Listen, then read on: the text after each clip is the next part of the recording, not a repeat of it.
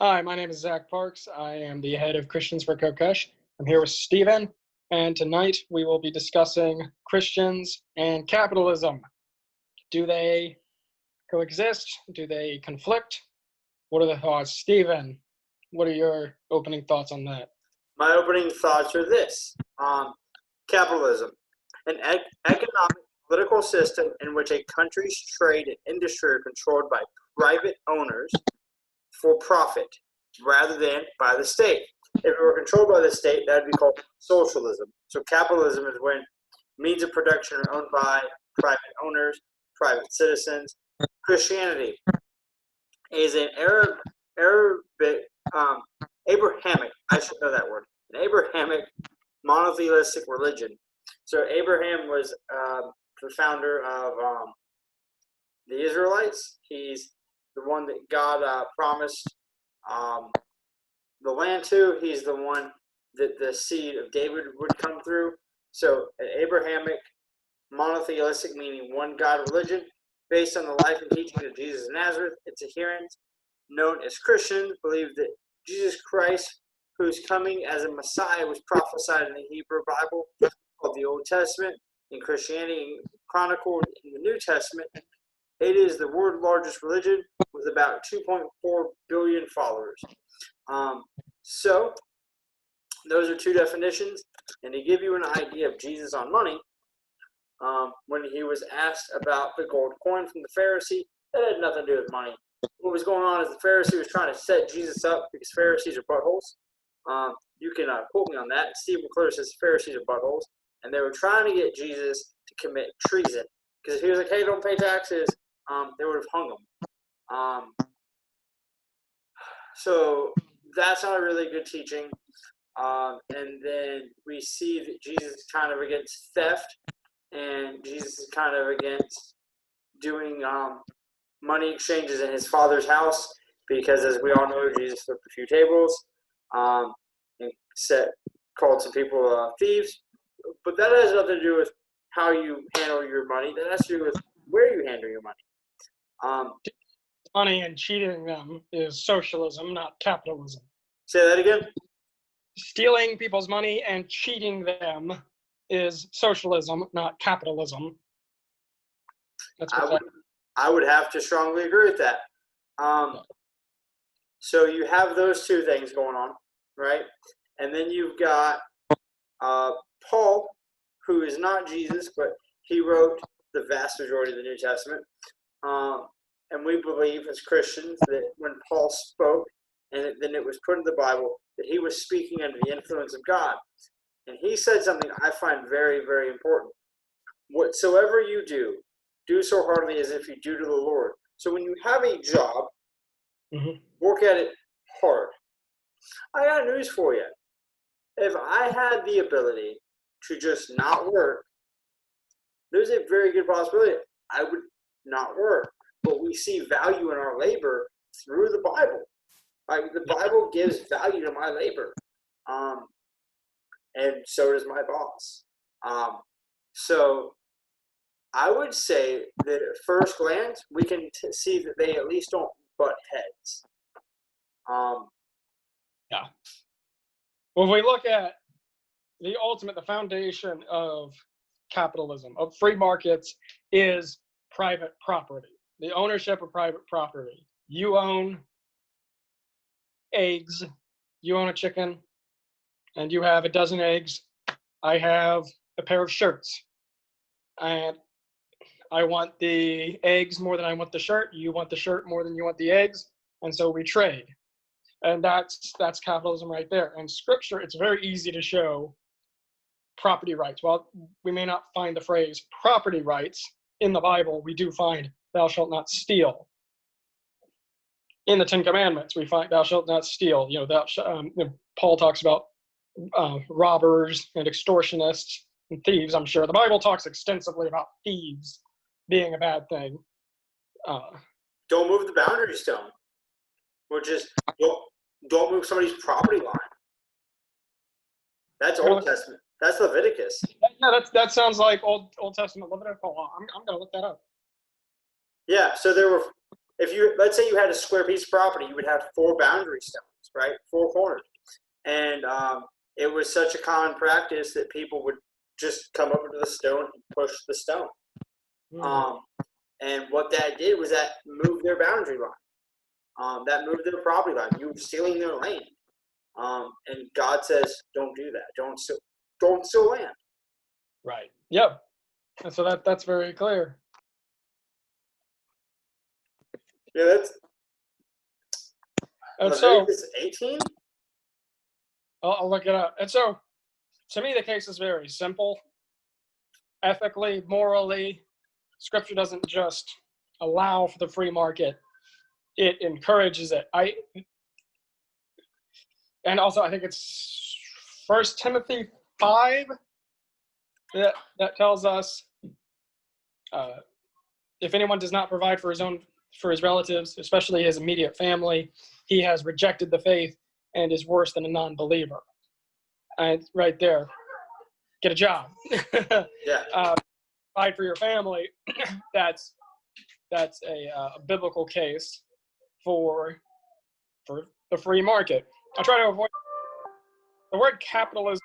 Has the connotations have changed. It doesn't just mean private ownership of the means of production. It's like fat cat Wall Street cronies who own, and obviously that's not the free market. I would wholeheartedly agree with that. Free market. I would say that Freedom, free market.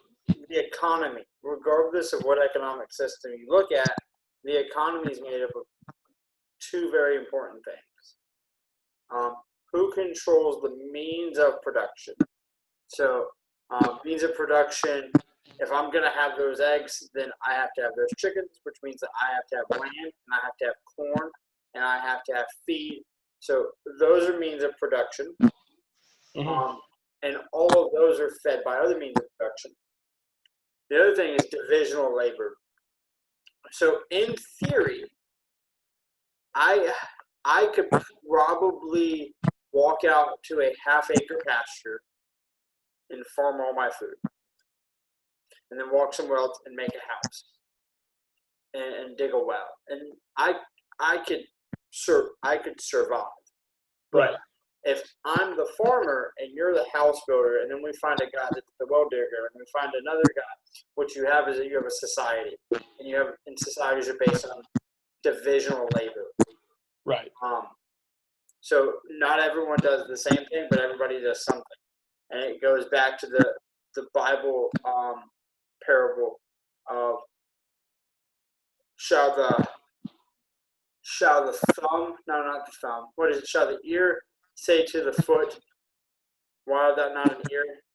I'm getting that completely wrong. I know what you're talking about. And yeah, there's a Bible verse that talks about that, all the different parts working together. And yeah, that's definitely a description of the free market. I think the difficulty a lot of people have is the connotation between free market and profit to greed and people, to a bunch of things that are anti-Christian, to screwing people over to make a buck. I think is a mass perception a lot of people have of business, when in our current system, yes. In our current system, yes. Wall Street is run by a bunch of criminals. As a libertarian free market guy, I will tell you that wholeheartedly. But we don't have a free market. We don't have a free market. We have the crony system of big government and big business coming together to rig things in their favor. Mercantilism is what it used to be called. And in a free market, you move up, you profit by helping people. You profit by providing people with quality goods and services that raise their living standards. And in addition to that, you also create a lot of jobs. People get jobs, they're able to take care of themselves. You don't need as much dependency on handouts, on the welfare system or charity. And I think that's an argument a lot of leftist Christians have is, well, you should share that. You should share your profits. Yeah, you should. You should contribute to the poor. You should help other people out. It should be voluntary. It should be voluntary. You should do it willingly. So I'm going to just throw something out there. And if you want to call me out, you can call me out. But what you're going to find is what I'm saying is absolutely true.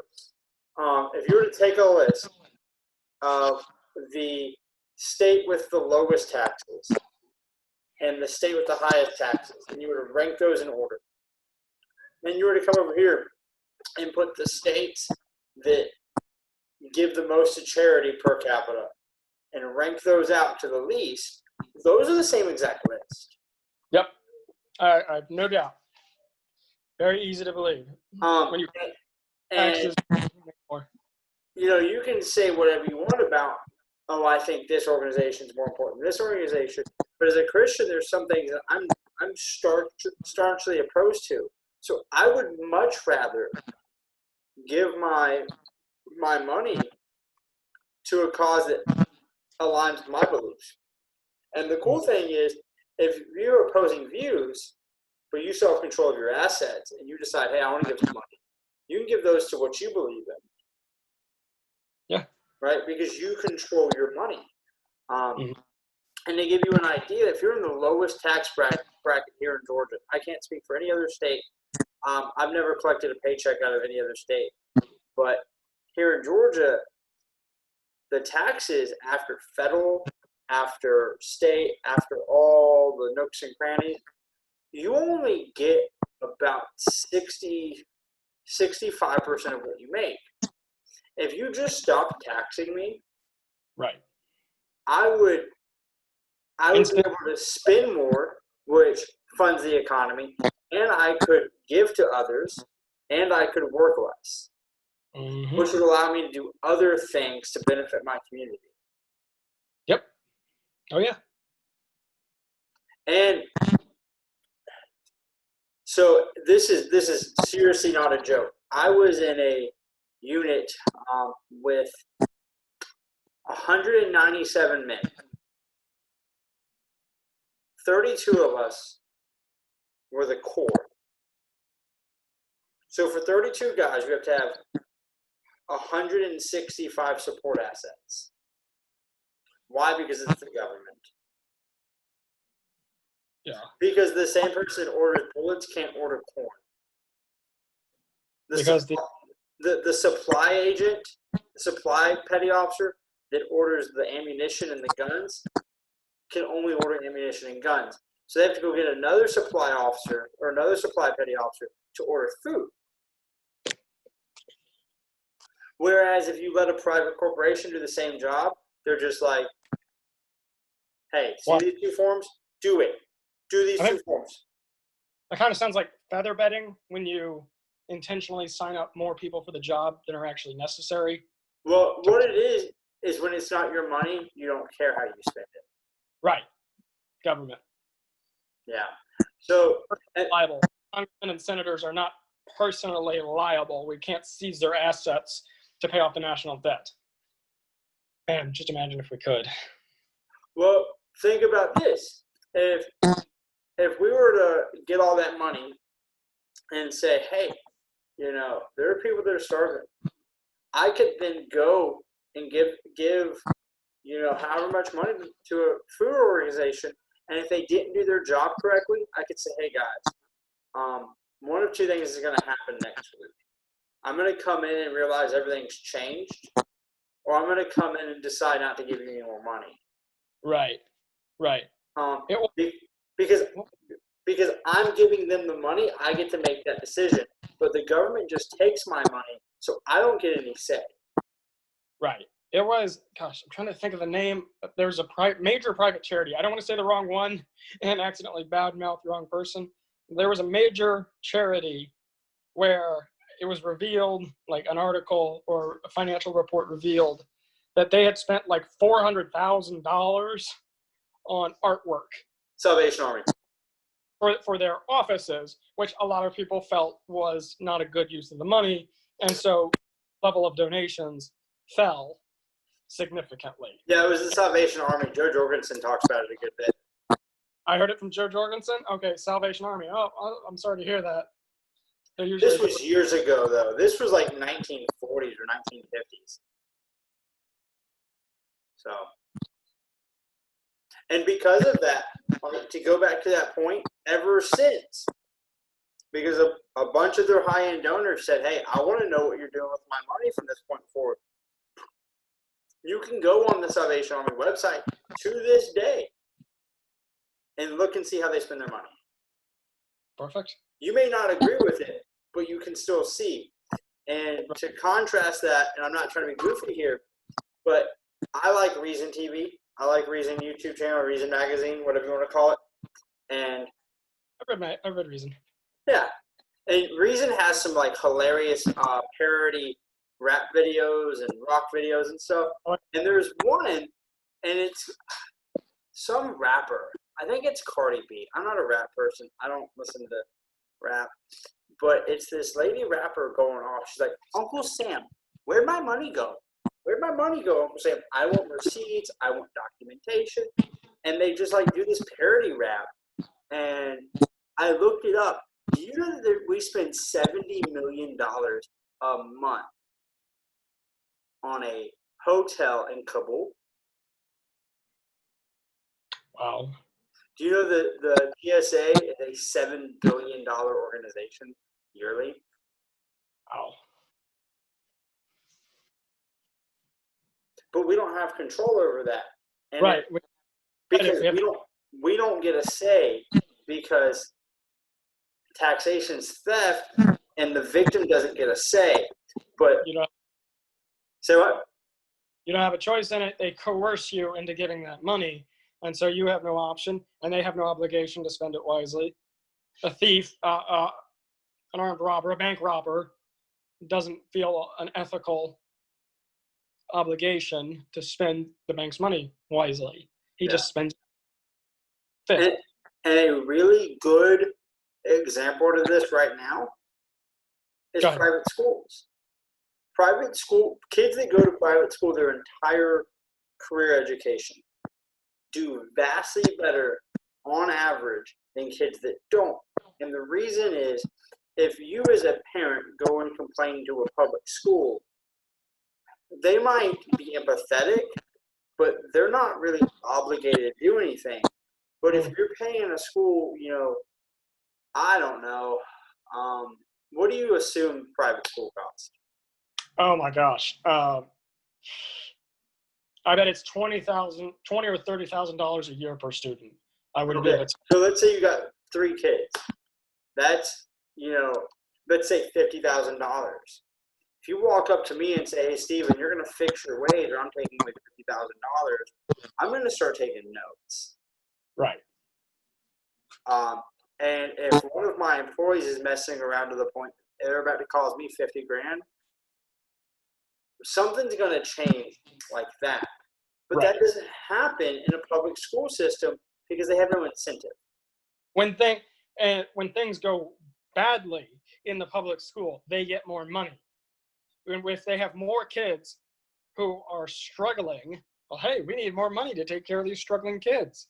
There's a financial incentive. A lot of the reason I think we have this epidemic of kids being diagnosed with ADD, ADHD, you just name it, this whole big long list of things, and they're giving them medication, is because there's so much money involved. When something is very wasteful, that usually, and it goes on for a long time, that usually means it's wasteful in someone's favor.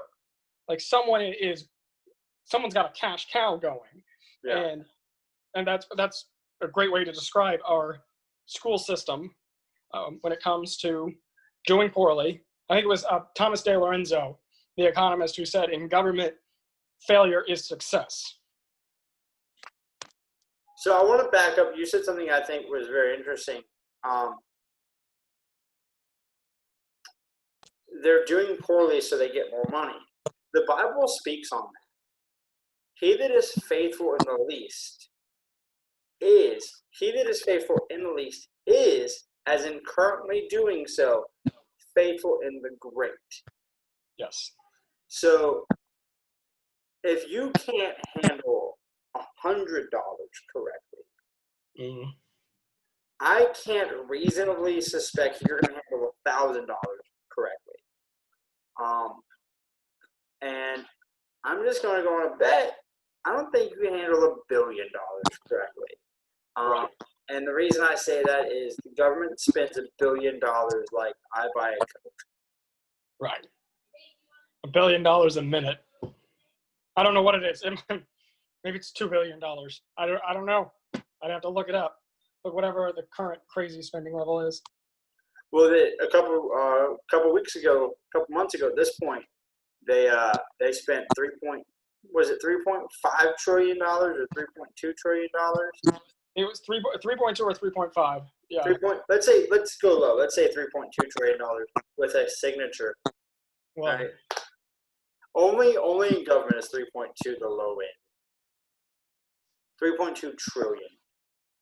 yeah. And to give you an idea, 1,000,000 seconds is something like 11 days.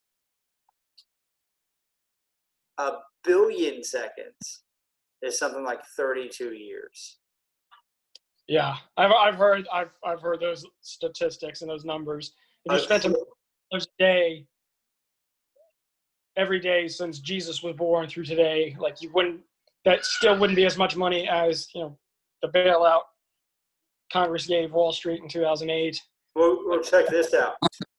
1 trillion seconds would almost get you to King David.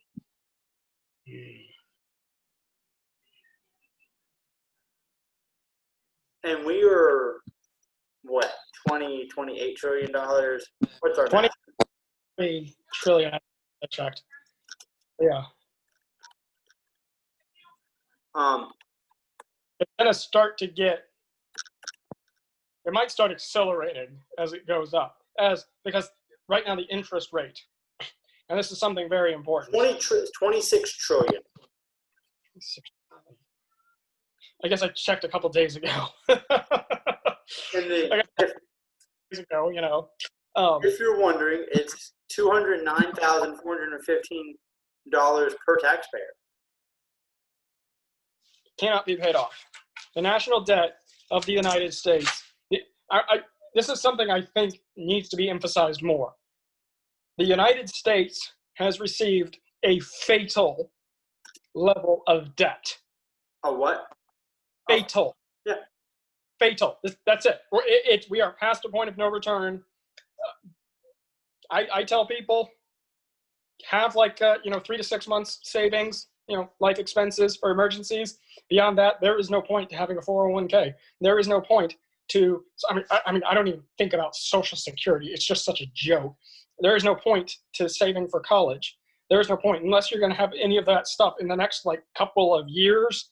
But even then, you're only going to enjoy it for maybe 10 or 15, and then it's going to all be gone. The dollar's going to be gone.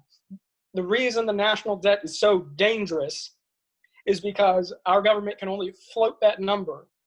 They can only float that tens of trillions of dollars in debt so long as there is enough tax revenue to pay the interest on the debt. And when that number, when the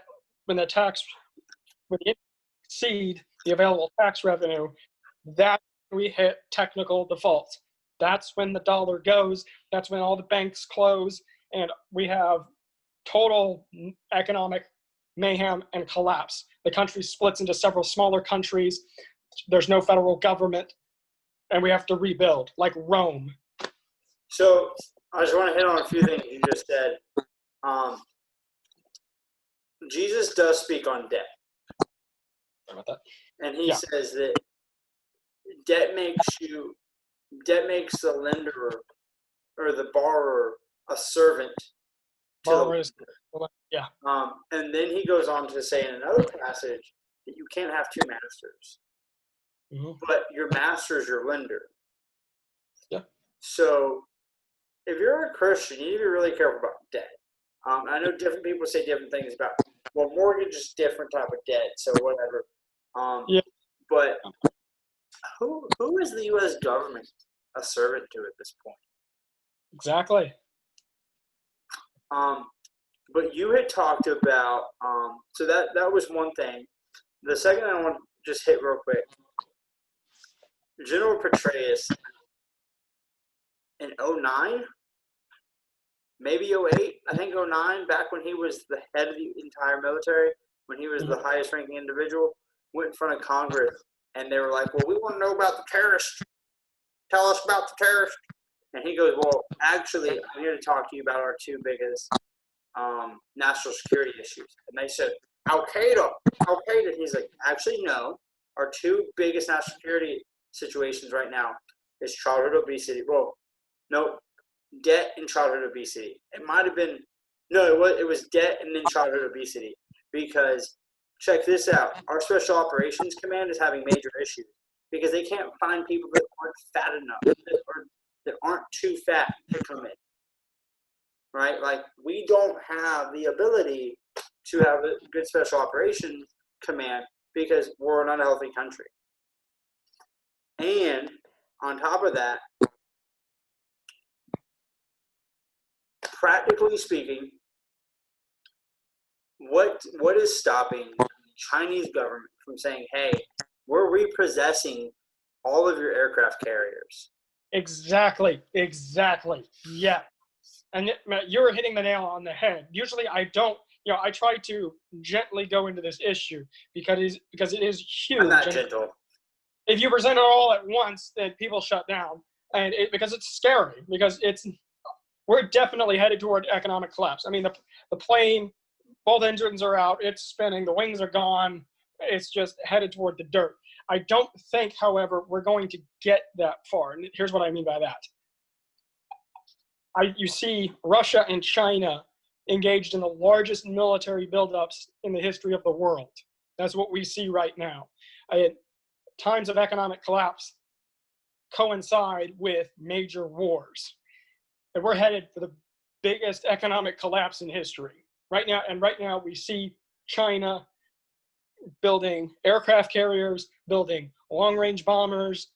Their military exercises center around D-Day style amphibious landings with paratroopers jumping in behind the enemy lines. And they're buying up the Pacific. They're buying up all the critical resources in Australia. They're building artificial islands. China knows the U.S. is going down, and they're getting ready for it. And they're going to take the Pacific Rim by force. That's how that's their new source of income. There's going to be some kind of pretext for it. There's going to be some kind of trigger event. But yeah, it is my belief we're headed for economic collapse, but we're not going to get there because we're going to hit World War III first. We're going to hit World War III, and out of that, we get the new currency and probably a world government. Yeah. Which is that's a super sketchy thing, right? And for Christians, like I don't know what non-Christians think about world government, but to me, world government is solely a sign of the end times. Like if some guy comes up and says, "Hey, I'm in charge," what I'm gonna do is I'm gonna pop him in the face one good time and see if he lives. Because if he lives, he's the Antichrist. You'll have fulfilled that prophecy. He gets shot in the head. Yeah, he lives. If you're not aware of what we're talking about, the Antichrist will come in and he'll bring in world peace, and he'll be in charge of the entire world. And one of the prophecies is he's gonna survive a fatal wound. He received a fatal wound to the head. Is it fatal wound to the head? So I'll just, if some guy says, I'm in charge of everybody, and I'll just, and see what happens. But there was something you said that I want to hit on. So basic economics. You buy something, like let's say I buy a house, and let's say I buy a house for $100,000. Well, it's going to accrue interest. And that interest, let's say it's $25,000. I don't know. Fake number. Essentially what's going on right now is when you pay your payments, you have an interest aspect and you have a principal aspect. And we're collecting so little revenue compared to our debt, we can't pay off the principal. So here's what's going on. Our national debt's $26 trillion, $6 billion, $175 million, and thousands are just moving too fast for me to keep up. our U.S. federal tax revenue is right around 3.325 trillion. Right. To bring that down to a more understandable number, our debt per taxpayer is $209,000.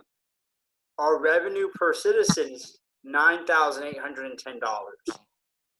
So that's right around a 1 to 23, a 1 to 24 ratio.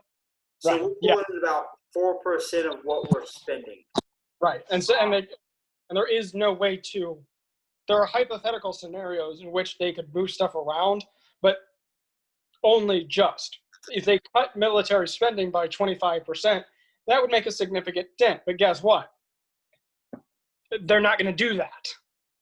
Well, I don't know if you can do that right now because we've ticked everyone off. Well, it's not politically speaking. The special interest, the military-industrial complex, is not going to tolerate a 25% cut in spending.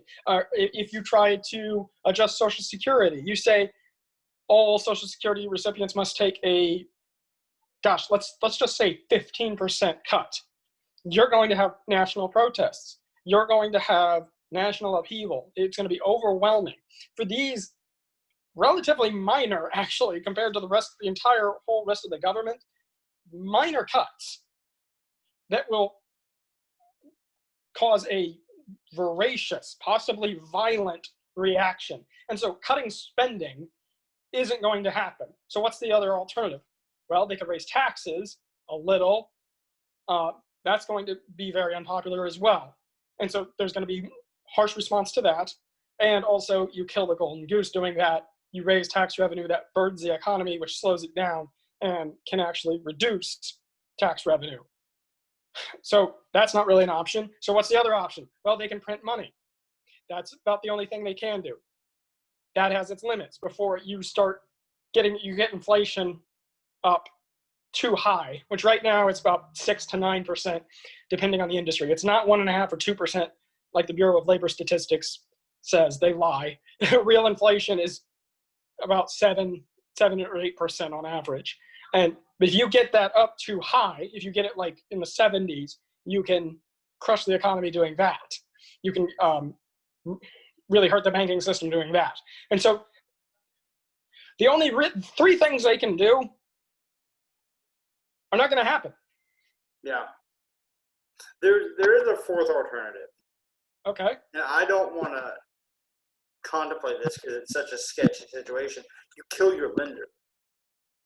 Like if we wipe Shauna off the face of the World War III. I mean, yeah. Oh, yeah. That's about it. We're either going to have World War III or we're just going to ride this train right off the cliff with a big smile on. Yeah. But any final points? So right now, and this has been weighing on my heart lately. Okay. If you look at the early 90s to about the mid 2000s, everybody got a house. Mm-hmm.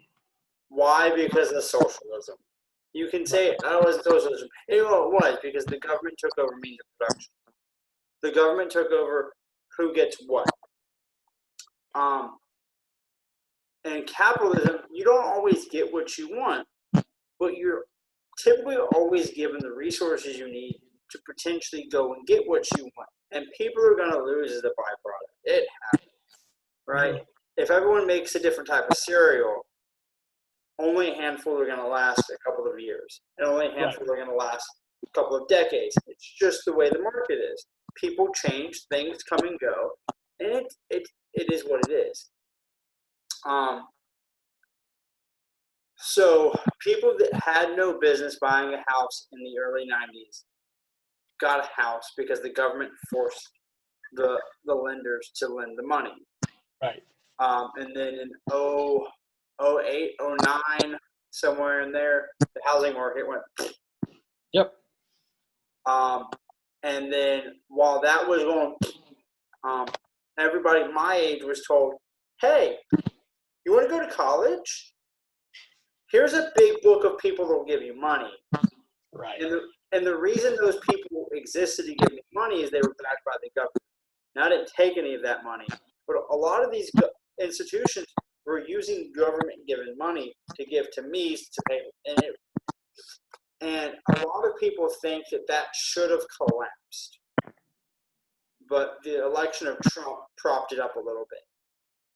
And that's going to collapse soon. Like, I wholeheartedly think that we're going to run into a bubble. What's that? Student loan debt bubble, or student debt bubble. Yeah. Oh, that's trillions. That's going to bust any minute now. But see, here's the deal. Before that one even bust, I know dozens of people who are getting more money on unemployment from the coronavirus bubble than they were making at their job.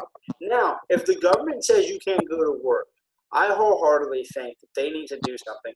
But I also don't understand why we let them make that decision. I don't think they should have had that decision to make, but they did. And it is what it is at this point. But that bubble is going to burst. Why? It goes back to the thing we just said. The only thing we're paying off right now is the interest.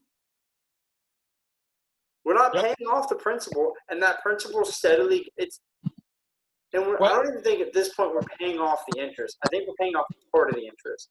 So we need to be aware that the government doesn't do anything right as far as money is concerned. And